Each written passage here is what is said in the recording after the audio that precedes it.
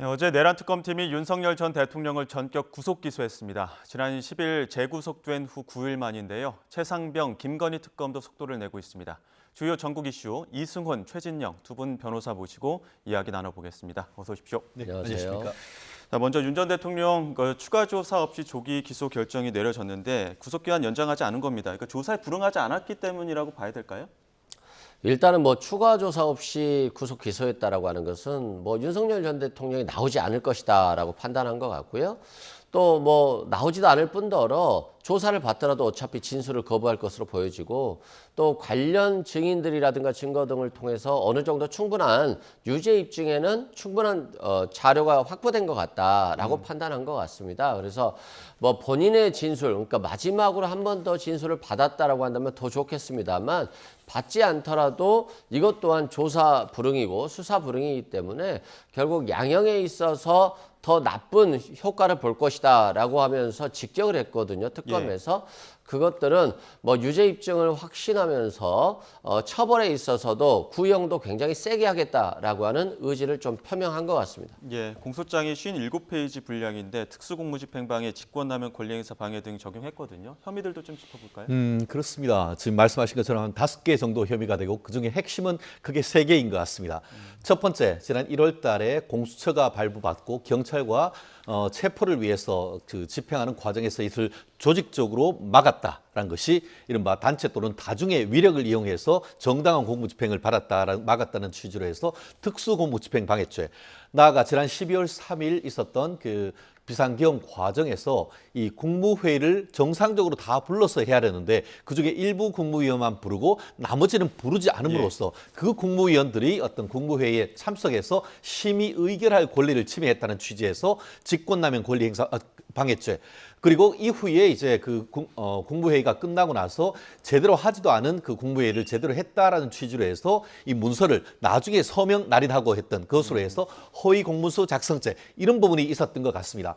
다만 이 부분에 있어가지고 좀 일단 뭐 그 엊그제 있었던 구속 적부심 내지 또 영장실질심사 이런 과정에서 범죄에 대한 소명이 있다라고 판단을 했지만 여전히 그 윤 전 대통령 측 같은 경우에는 특수공무집행 방해죄 같은 경우에는 이 공수처가 이미 수사권이 없음에도 불구하고 받은 영장이기 때문에 그 영장 집행 자체가 위법하다. 그렇기 때문에 그에 대해서 거부했다 하더라도 그것이 공무집행방해죄가 성립되지 않는다라고 지금 계속 다투고 있고 더불어서 제가 그 한 20여 년 동안 변호사를 하면서 부작위에 의한 지금 그 직권남용 권리행사 방해죄로 기소되는 건 처음 보는 것 같습니다. 네. 무슨 말씀이냐? 보통 직권남용 권리행사 방해죄는 의무 없는 일을 행하도록 적극적으로 해석을 막는 그런 부분인데 이번 같은 경우에는 왜 불러서 심의 권한을 행사하지 못하도록 했느냐? 부르지 않았느냐? 이런 부작위에 의한 직권남용 권리행사 방해죄를 기소를 했기 때문에 과연 이 부분이 법적으로 지금 성립되는지 여부는 법원에서 굉장히 다투어질 여지가 있고요. 나아가 말씀드렸던 허위공문서 작성죄 같은 경우에도 5분이냐 40분이냐 5분 내에 끝내는 것을 40분 정도 했는 것이라고 쓴 것이 과연 허위공문서 작성죄에 성립되는지 이런 부분들은 아마 최초에 얘기했던 이른바 내란죄 성립되는지 그게 본류인 것이지 결국 특검이 이번에 추가적으로 기소했던 내용은 법정에서 굉장히 심하게 다투어질 여지가 있어서 진행 여부를 좀 확인을 해봐야 되는 부분인 것 같습니다. 아직까지 좀 쟁점이 남아있다 이런 말씀이신데 특히나 또 이제 구속 이후에 그 외환 관련된 혐의 입증에 지금 특검팀 굉장히 좀 주력하지 않았습니까? 김용대 드론 작전 사령관 소환하기도 했고요. 근데 공소장에는 관련 내용들이 없었던 것 같아요. 그렇죠. 뭐 아직 수사가 무르익지 않은 거죠. 일단은 뭐 내란 같은 경우는 이미 기소돼서 재판을 받고 있잖아요. 예. 그러면 특검은 이걸 보강하는 수사 그리고 공소를 유지하는 데 중요한 부분이 있고요. 외환죄는 사실상 특검이 전적으로 처음 맞는 거거든요. 그래서 이 외환죄에서 윤석열 전 대통령이 대한민국을 해하려고 또는 북한에 이익을 주려고 하는 이런 일반 이적죄라든가 또는 북한과 통모해서 어떤 내란을 벌이기 위한 계엄을 합법적으로 만들기 위한 어떤 행위들을 한 것이 아닌가에 대한 이 수사가 실은 본류입니다. 특검에 있어서는. 그렇기 때문에 특검은 노상훈 전 정보사령관, 문상호 전 정보사령관, 그리고 김용현 전 장관이라든가 여인영 전 방첩사령관 신병을 일단 확보를 했어요. 6개월까지. 그렇기 때문에 이들을 상대로 수사를 좀 본격적으로 하려고 했고 이들에 대한 수사를 통해서 마지막으로 이제 윤석열 전 대통령 수사로 가는 것인데 이 부분에 있어서 이제 수사 시작 단계다라고 말씀드리고 뭐 드론 작전 사령부 같은 경우는 아마 수사가 다 진행되고 있고요. 그래서 북한과 어떻게 통모했는지 이 부분에 대해서 몽골의 블랙 요원들을 파견해서 뭔가 통모하려고 하는 정황이 있었어요. 그래서 이 부분에 대한 수사는 아직 이제 알려진 부분은 없습니다만 진행 중인 것으로 보여지고요. 하나씩 수사가 진행되다 보면 될 건데 이제 수사 초입기에 외환죄는 만약에 구속영장에 첨부했을 경우에는 아직 수사가 미진한 상태이기 때문에 예. 청구하지 못했다라고 보시면 될 것 같고 이제 본격적인 수사가 진행되고 있다라고 보면 될 것 같습니다. 예, 근데 이제 본격적인 수사는 되고 있지만 윤 전 대통령 구속적 부심에서도 그렇고 조사나 그 수사 과정에서 좀 불응하겠다, 협조하지 않겠다 이런 의사를 내비쳤다고 하더라고요. 이렇게 되면 수사 어떻게 되는 겁니까? 결국 그 특검이 별건 수사를 하겠다라는 것을 자인하는 것이나 마찬가지 아니겠습니까? 실질적으로 이번에 그 구속영장을 청구를 하고 했던 그 내용에는 외환유치죄를 넣겠다고 그렇게 언론에 대해서 놓고는 사실 언론 플레이를 했지 않습니까? 예. 그런데 뚜껑을 열어봤더니만 외환유치죄는 사실상 성립되기 어렵다는 것을 사실 자인하는 것이고 그러고 나니까 이제 외환유치죄는 안 되고 그럼 뭐 하지? 했더니만 이제 또 다시 가지고 오는 것이 일반 이적죄 아닙니까? 말씀하신 것처럼 그 형법 92조 같은 경우에 외환유치죄는 외국과 통모하여 대한민국에 전단을 개시하는 이것을 의미합니다.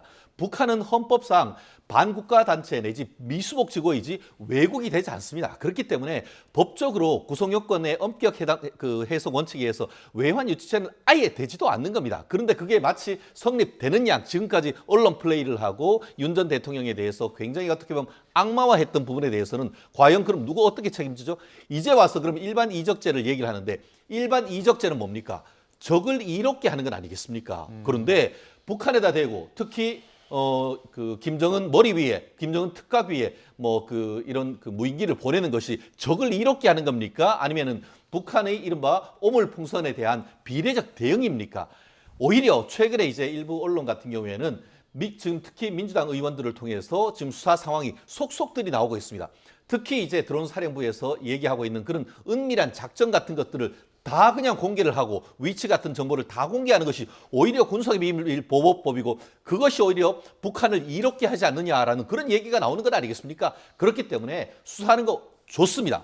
하지만 그것이 대한민국의 국민들의 생명과 안전을 보장하는 방향인지 그런 원칙적인 왜 우리가 이 특검을 하는지에 대해서 좀 더 깊이 고민할 필요가 저는 있다고 봅니다. 최진영 변호 저는 전혀 이해할 수가 없는데요. 윤석열 전 대통령이 내란죄를 범했으면 악마 아닙니까? 무슨 악마죠? 외환죄를 범했으면 악마지, 악마화입니까 이게?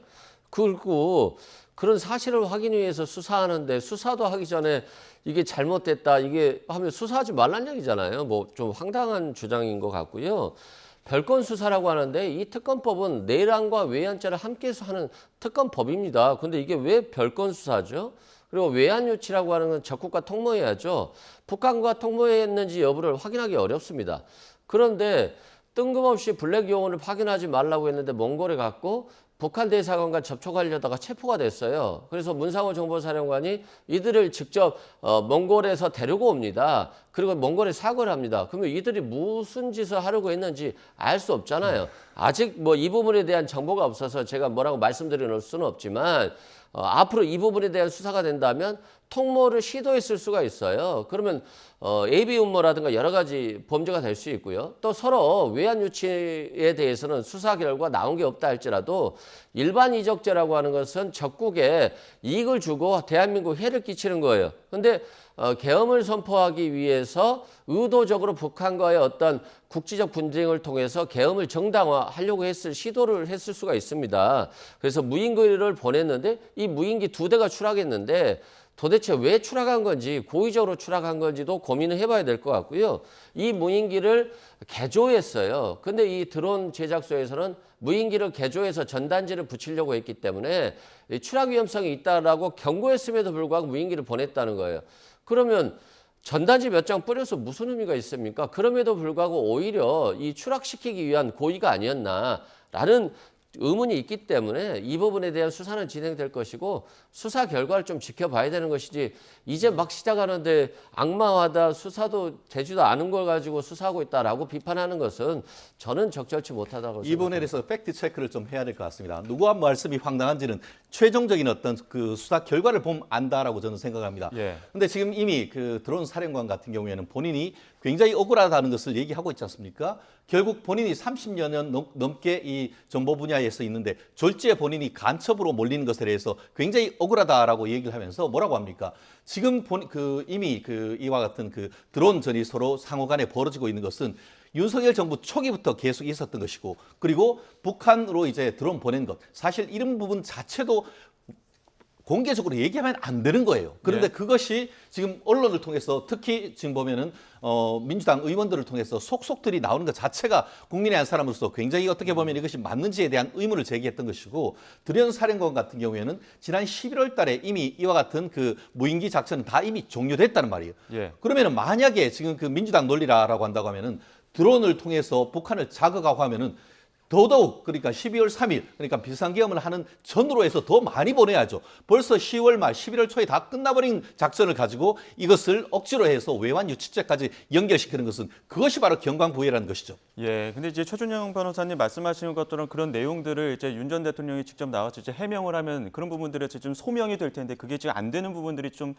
특검팀에서도 좀 답답함을 느끼는 것 같습니다. 또 그러다 보니까 이제 지금 이렇게 계속 거부하게 되면은 이제 재판에서 양형에 반영될 것이다. 특검팀이 이렇게 밝히기도 했거든요. 윤 전 대통령 좀 지금까지 어떤 그 조사에 임하는 태도 바꿀 가능성도 있을까요?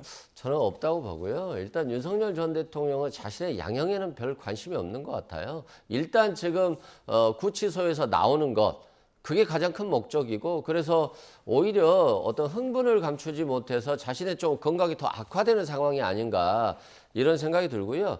전직 대통령들 보면 윤석열 전 대통령이 이명박 전 대통령도 기소해서 한 17년형을 받았고, 박근혜 전 대통령도 기소해서 한 25년형 이상을 받았어요. 그런데 이분들이 다 박근혜 전 대통령 같은 경우 4년 정도 구속됐다 나왔거든요. 특별 사면을 받았죠.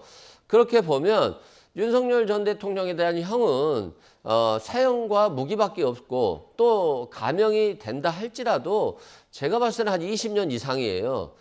그러면 20년 이상이면 벌써 생존 여명을 벗어나는 부분이 있어요. 그래서 뭐 어차피 특별 사면 받으면 되지라는 생각으로 일단 지금 뭐 나오는 게 더 중요한 게 아니냐. 그래서 뭐 민주주의를 외치고 뭐 법치주의를 외치고 이런 건 관심이 없는 것 같고요. 일단 지금 당장 나오자. 너무 교도소, 구치소가 너무 작다.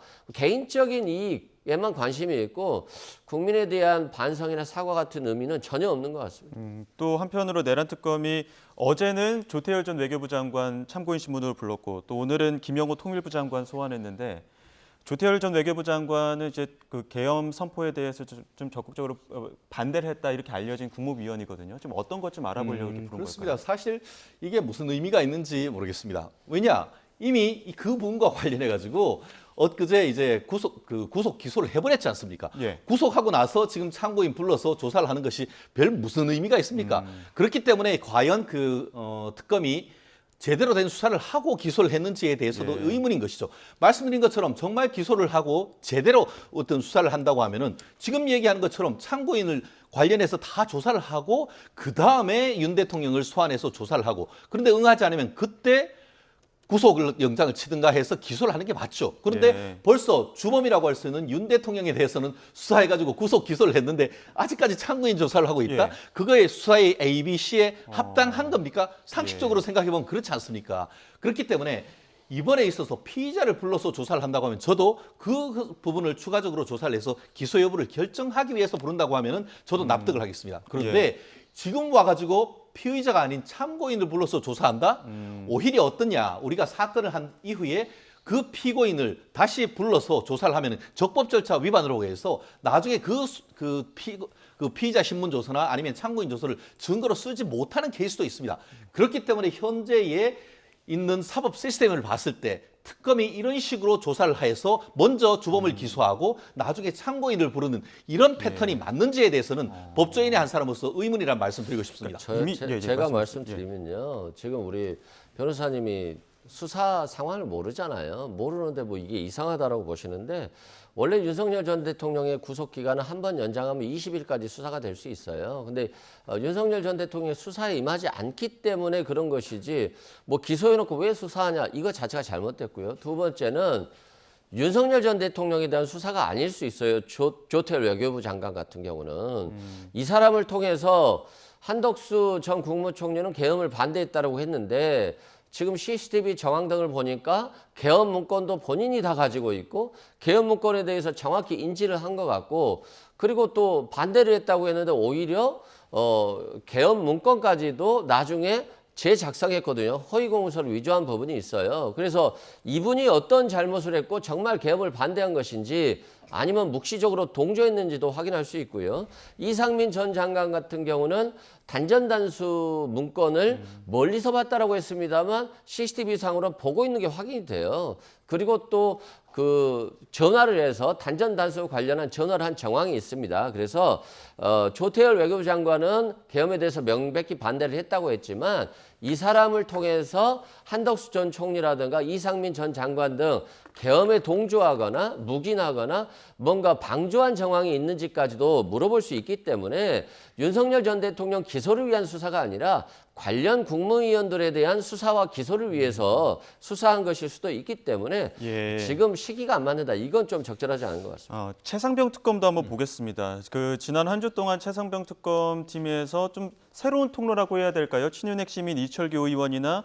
그 극동방송 이사장이죠. 김장환 목사까지 그 지금 압수수색을 벌였는데 이건 좀 어떤 부분 들여다보는 걸까요? 그렇습니다. 사실 이 부분과 관련해 가지고는 오늘 또 일요일입니다만 교계에서 굉장히 큰 비판과 반발이 있는 것 같습니다. 실제로 어제 같은 경우에 국민의힘 같은 경우에는 국민의힘 지금 현재 특검은 사실상 어떻게 보면은 그 종교적 자유를 인정하는가 하면서 강한 지금 성명도 내고 있는 것 같은데요. 지금 압수수색 영장을 받아서 지금 압수를 했는 것이 김장환 극동방송 이사장 개인 자택과 극동방송 방송 자체 예. 그리고 또 지금 이영훈 서울 여의도 순복음교회 목사님 그리고 예. 목사님이 자택을 압수수색했다고 합니다. 결국 지금 현재 그 혐의는 뭐냐 하면은 지금 임성근 사단장 직접적으로 지시를 했다는 사단장의 구명 의혹 나를 업무상 과실치사에서 달라라고 하는 것과 관련해 가지고 구명 로비를 했고 그 구명 로비를 받은 담당 목회자들이 관련되는 사람들한테 전화를 했다라는 그런 식으로 해서 뭔가 구명 의혹을 하는데 도움을 줬는 것이 아닌가 그 혐의를 받고 있는 것 같습니다. 그런데 다른 것도 없이 그냥 전화를 했다는 사실 그 하나만으로 해서 이렇게 해서 교회와 또 목사님의 어떤 자택까지 압수수색하는 것이 정당한지에 대해서는 저는 굉장히 의문이다라고 생각을 합니다. 예전에 그렇지 않습니까? 지금까지 명동성당 한번 압수수색한 적이 있습니까?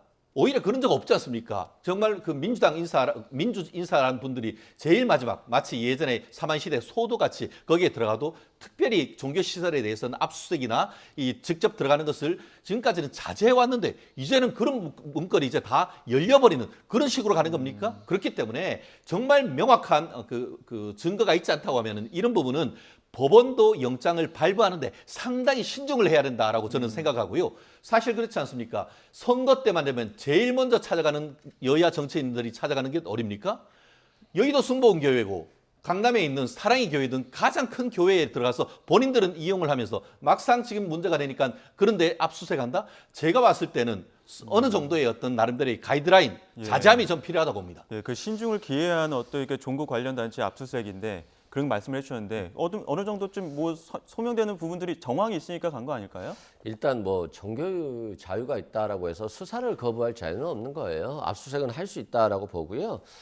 아니 아무런 증거 없이 전화 한 통 했다고 압수수색 영장이 나오겠습니까? 그건 말이 안 되는 얘기다 말씀드리고 예를 들어서 이철규 의원이 그런 얘기를 했어요. 어떻게 통화 한 통 했다고 압수수색을 당하냐라고 했는데 윤석열 전 대통령이 회의에서 격려를 합니다. 그리고 나서 그 직후에 이철규 의원한테 통화를 해요.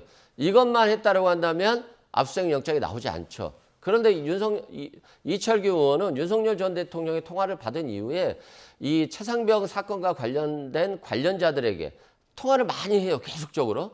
그러면 이 전화를 받은 사람을 특검에서 수사하지 않았겠습니까? 왜 이철규 의원한테서 전화를 받았느냐라고 한다면 임성근 전 사단장 구명 로비와 관련해서 임성근 전 사단장이 과실치사 혐의로 기소되는 거 또는 경찰에 송치되는 걸 막아라. 뭐 이런 지시를 했을 거 아닙니까? 그런 진술을 받았기 때문에 영장이 나온 것이지 그런 진술 없이 영장을 판사가 발부했을 가능성은 저는 없다라고 보여지는 것이고요. 예.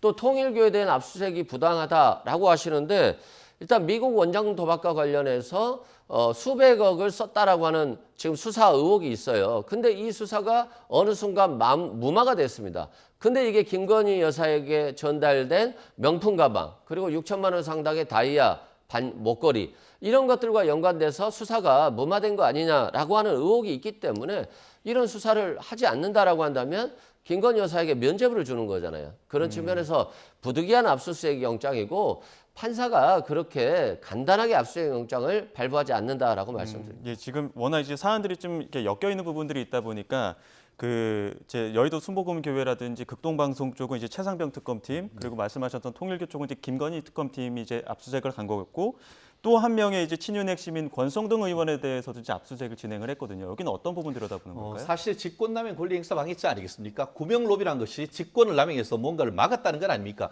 그런데 국회의원들 같은 경우에는 지금 현재 청탁금지법 같은 경우에도 민원인에 대해서 민원을 전달하는 취지는 다 되도록 돼 있습니다. 실질적으로 지금 권성동 의원에 대해서 저도 뭐 그 권성동 의원을 좀 두둔해 줄 생각은 전혀 없습니다. 하지만 지금 얘기하는 것은 말씀드린 것처럼 공무원으로서 어떤 민원인, 공무원 지역구 의원이지만 국회의원 같은 경우에는 전 국민을 대표를 하는 것이기 때문에 국회의원으로서 어떤 의견을 전달하는 것 이런 부분은 사실은 법적으로 문제가 없어요. 실제 어떻습니까? 민주당 같은 경우에는 법사위 위원들 본인과 관련되는 형사 사건에 대해서 판사들한테 어떤 청탁했다는 의혹이 굉장히 많이 나오지 않습니까? 하지만 그거에 대해서 수사를 하지 않는 것은 바로 김영란법 그러니까 부정청탁금지법상의 의견을 전달하는 것과 청탁하는 것이 약간 차이는 있습니다만 크게 봤을 때에 지역구민이라든가 이런 부분에 대한 의견 전달은 충분히 할 수 있는 그런 부분이기 때문에 그런 점에서 어떻게 보면 법적으로 허용되는 범위 그것을 넘어서는 직권남용인지는 사실은 뭐라고 단정하기는 있습니다만 그것이 야당 국회의원들한테 집중적으로 지금 압수수색이 나오기 때문에 그런 점에 있어 가지고 이 부분이 정치적인 수사라는 비판이 해서 자유롭게 어려운 것이죠. 예, 마지막으로 질문 한 가지 하겠습니다. 시간이 좀 부족해서 두 분께 인사청문회 얘기 안 할 수가 없어서 오늘 이진수 강선우 후보자 대통령실에서는 오늘이 이제 아마 좀 어느 정도 좀 결론 나올 것이다 이렇게 나오고 있는데 어떤 게 좀 마지막까지 고민일까요?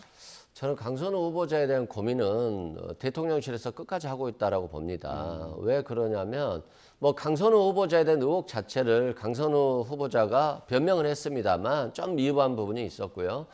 또한 민주당 보좌관들이 성명을 낸 게 저는 큰 영향을 미칠 거라고 봐요. 예. 일단 보좌관이라고 하는 것은 국회의원과 함께 정치적 동지이고 또 민주당의 핵심이거든요. 근데 이분들이 반대 의사를 표명한 것 때문에 이재명 대통령이 굉장히 고심할 것 같다. 다만 그런다고 해서 낙마가 기정사실화된 거냐? 그건 아닌 것 같아요. 그래서 어떤 도덕성 부분 그럼에도 불구하고 행정 능력이라든가 이런 것들은 또 탁월하다라고 판단한다라고 한다면 임명할 수도 있고 또 국민 눈높이에 조금 못 맞췄다라고 생각한다면 또 낙마할 수도 있기 때문에 오늘 이재명 대통령이 보고를 받고 최종 결정을 하지 않을까 싶습니다. 이진숙 후보자에 대한 말씀을 안 해주셨는데 어떻게 보십니까? 저는 한 줄 평을 한다고 하면은 예. 이진숙 후보님은 댁으로 보내드리고 강선우 후보님은 장관실로 보내드리지 않을까 하는 그런 생각입니다. 예. 지금 사실 엊그제 같은 경우에도 이재명 대통령을 만난 분이 간접적으로 얘기를 하기를 이거 어떻게 하냐 했더니만 이진숙 후보는 내가 추천한 사람이 아니다라고 선을 그었다는 얘기가 나오지 않습니까? 예. 결국 이진숙 후보 같은 경우에는 본인이 처리를 하건 지명 처리한다 하더라도 이재명 대통령의 인사 책임에서 좀 자유로운 그런 부분이 있는 반면에 강선우 후보 같은 경우에는 현역 의원이다 보니까 현역 불패 신화라든가 이런 종합적인 것을 고려를 했을 때 제 개인적인 의견은 이진숙 후보님은 좀 위태롭지 않나 예측해 봅니다. 예, 알겠습니다. 잠시 오후에는 또 최종 결론이 어떻게 나올지도 지켜보고 또 관련 소식이 있으면 또 속보로도 전해드리겠습니다. 지금까지 이승훈, 최진영 두 분과 함께했습니다. 고맙습니다.